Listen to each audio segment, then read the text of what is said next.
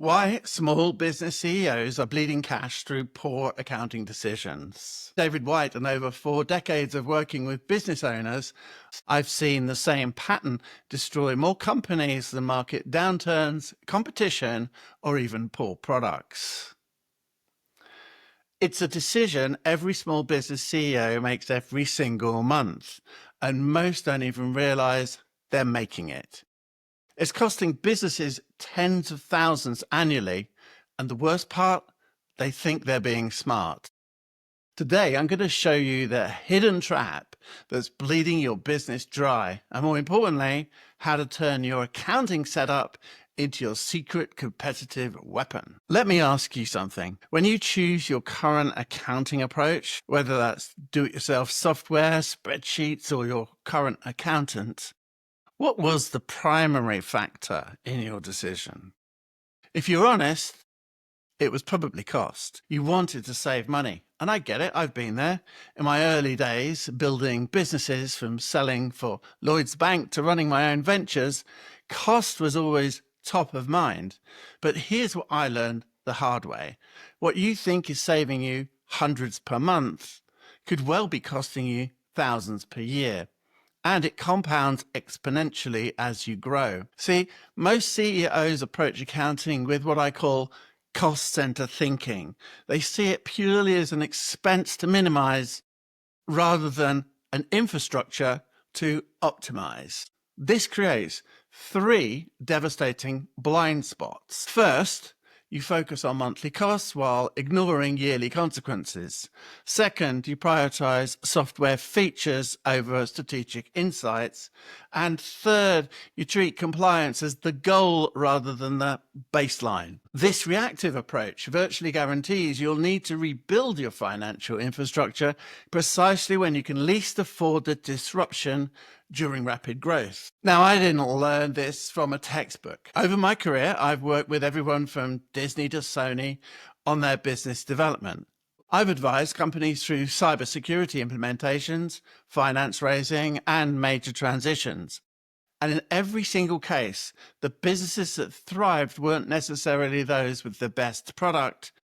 They were the ones that built what I call strategic financial architecture from day one.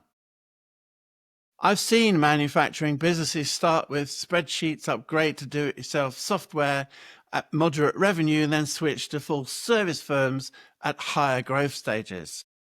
Each transition cost months of momentum and thousands in lost opportunities. But I've also seen the transformation pattern that changes everything when CEOs stop viewing accounting as a cost and start treating it as their competitive advantage. So how do you build strategic financial architecture? It comes down to a 5-step framework that I've refined over decades of working with business owners. Step 1, calculate your true accounting ROI. Stop measuring expenses and start measuring accounting returns. Here's my calculation framework. Multiply your average revenue by 15%. That's your baseline accounting ROI target. If a financial setup isn't generating insights worth at least 15% of monthly revenue, you're in the wrong system. Step 2, map your complexity trajectory. Your accounting needs will explode before your revenue does. Plan for tomorrow's complexity, not today's cash flow. Build what I call the complexity map.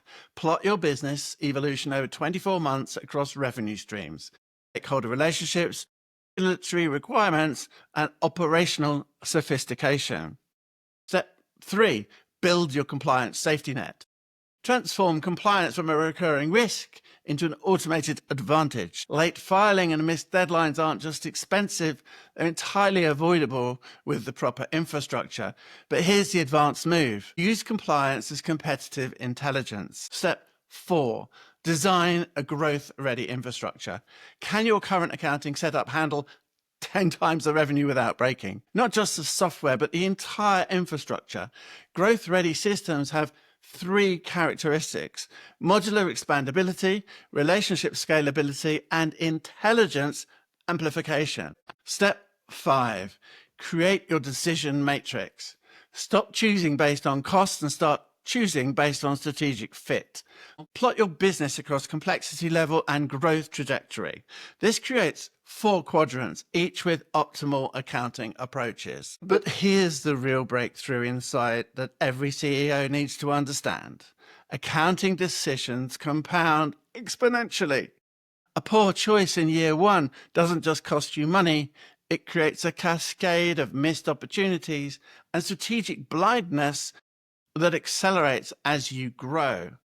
When you build strategic financial architecture correctly, every business decision becomes more profitable, every growth opportunity becomes more visible, and every competitive advantage becomes more defensible.